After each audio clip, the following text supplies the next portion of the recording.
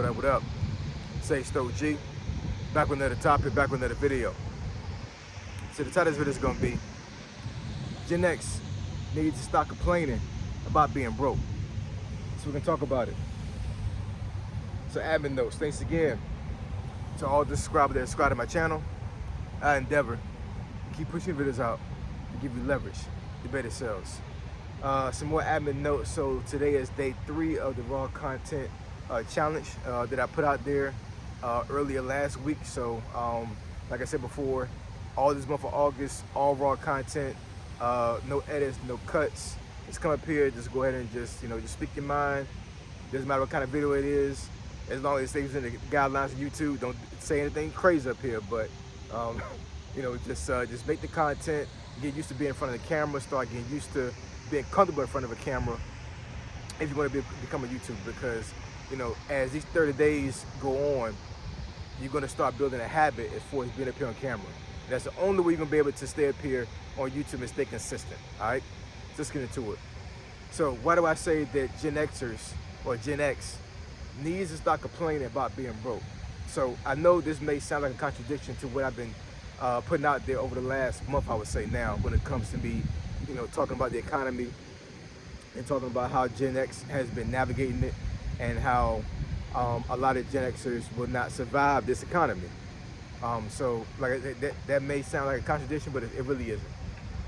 So like I said before, previously on one of these videos I made before, it's a difference between stating facts and complaining, right? So what I've been doing is I've been stating some facts as far as like, how the economy is and how Gen X, a lot of Gen Xers are in a really bad space when it comes to them trying to be financially stable in this economy. But I did not say that they deserve to complain. You know what I'm saying? I didn't say that at all. You know what I'm saying? I understand that, emotions do get heightened up here when it comes to finances. So I do understand that. But the complaining about the economy is not helping Gen X at all. It isn't. And one thing I want to put out there when it comes to this is like, speaking for myself, I was raised by my mom and my grandmother. My mom never left my grandmother's house, her mom's house, because once I got to a certain age, she got sick, and my mom decided to, stay with my grandmother. We all stay there, since we can take care of her because she have a man during that time. And being in that type of environment in the projects, in the ghetto, however you want to call it, there was no concept of money to a certain degree. You know what I'm saying? Like, I never saw my mom and my grandmother save anything. Now, I'm not saying they did, but if they did save any money, they never told me. They never showed me how to save money. They never explained how money works. They never explained how you should do certain things with money, right? Only thing I knew was that they got a paycheck once a month, and they used that paycheck to buy food, to buy us clothes, me and my brother, and there wasn't too much left after that, right? So there was no, going out and splurging on money, going to a fast food joint to, get some McDonald's or something like that was a luxury. We hardly ever did that, right? There was a lot of field trips that I wanted to go on that I could not go on because my mom couldn't afford the price for me to go, because there were a lot of field trips that were free, but there were some where I would have to have my food paid for, or if I had been a transportation fee or something like that, and my mom would literally just tell me like she can't afford it, right? So living in that concept made me, I guess to a certain degree, as I was growing up and as I got to a young adult, kind of skittish about money.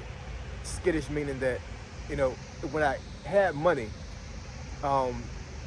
it's not to say that I didn't want to let it go, but it fell out of my hand easily because I didn't know how to handle money. Does that make any sense? You know what I'm saying? Like, I would get a certain amount of money and I'm like, okay, I'm up. I'm able to do this and do that and everything, but I never thought to myself that I should pay myself first. I mean, I should put some in savings first before I start actually spending this money. And every single month I would get to a point where like, man, I thought I had a lot of money, but I really don't, because at this point now I'm broke again, right? So, those things you learn when you're younger, when you're a child, and even as you grow up into a young adult, it stays with you for a very long time. It basically becomes a part of you, right? You literally become a part of being broke or part of being wealthy or whatever. Because trust me, the guys and the gals out there that are wealthy, that were taught wealth, right? They never have a broke mindset because they don't even know what the concept of broke is. And even if they was to get to a point where they were almost broke, they have the knowledge to get themselves out of it easily, right? They got resources. So your upbringing really would dictate how you navigate money. So I think for Gen Xers, I think a lot of us Gen Xers that were raised by single mothers, whether it be your male or female, I think that was a hindrance to a certain degree as far as how we navigated money. Now, I'm not saying that every single mom out there was broke. I'm not going to say every single mom out there was a person who didn't know how to handle money, but didn't know how to save. And I'm pretty sure there's a lot of single moms in the 80s and 90s that knew about money, right? But I know from my experience, and from a lot of folks' experience, that was not the case at all. Money was something that to be kind of held on to a certain degree, but there was no knowledge to navigate money. So you telling yourself that you should hold on to this money because you're broke, but but you're buying stuff that is not conducive to a good financial environment, if that makes any sense. So yeah, I think a lot of Gen Xers were really affected by how they was raised when it comes to money, especially in the 80s and 90s. And I know in my area, that was definitely the case. So sometimes I'm almost in awe at myself that I'm able to do things with money right now that I would never thought about doing at all, period, when I was younger, when I was a young adult. Me being right here in DC right now, you know what I'm saying? Like, I would never thought in a million years I would be out here with money in my pocket, right? Bank account, credit cards, banks, bank card, got nice clothes on, able to go to a nice, good figure job. I would never thought about that growing up because the brokenness of my mindset when it comes to money was just, it couldn't get past that. It couldn't get past my situation, right? But once I left the house and I actually started exploring, I started to travel, my mind started to change and how I thought about money started to change. At that particular point, I didn't know how to save money and invest money, but there was a thought process. It was like, okay, there's something more than being broke here, right? I'm being surrounded by folks that are not broke. I'm surrounded by folks that actually navigate money and are able to be in a comfortable position with it when it comes to money. So I'm telling you, man, Gen X, I think, was really behind the 8 ball when it comes to money, but I think the complaining is all for naught, and I think it needs to stop. I think the complaint is basically giving us another hindrance when it comes to us actually being able to navigate money.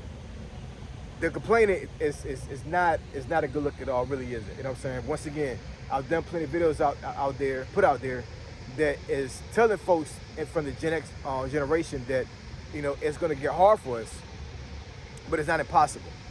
It's not impossible. We're able to navigate money because of our strong will, our due diligence that we have, when it comes to a job, when it comes to, doing certain things in life. And I think that just the roughness and the toughness of Gen X can get us through this financial hump that we may face. But the complaining is crazy. It's crazy, it really is. You know what I'm saying? We need to stop complaining about a situation. You know what I'm saying? Because the complaining is going to get us in a situation until we get into our 60s. The Gen X is not in their 60s right now. We'll get into our 60s and we're going to be basically like dead broke. Like, we're not going to be able to get ourselves out of this situation.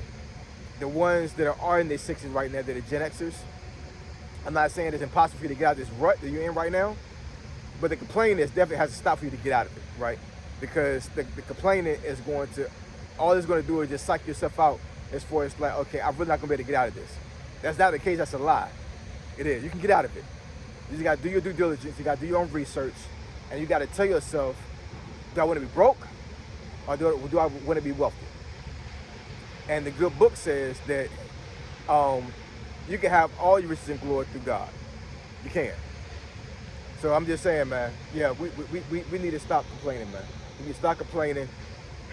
We need to start learning about money. We need to start treating money respectfully. Stop disrespecting money. You know what I'm saying? We need to start doing that.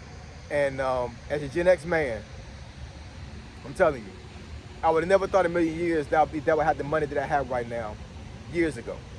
But it's possible. It is possible. It's possible for yourself as well. Just stop complaining. All right?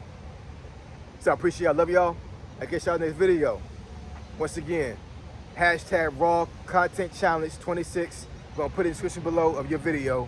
And let's get to the money. Let's get to this raw content. Say so, G. Signing out. I'm gone.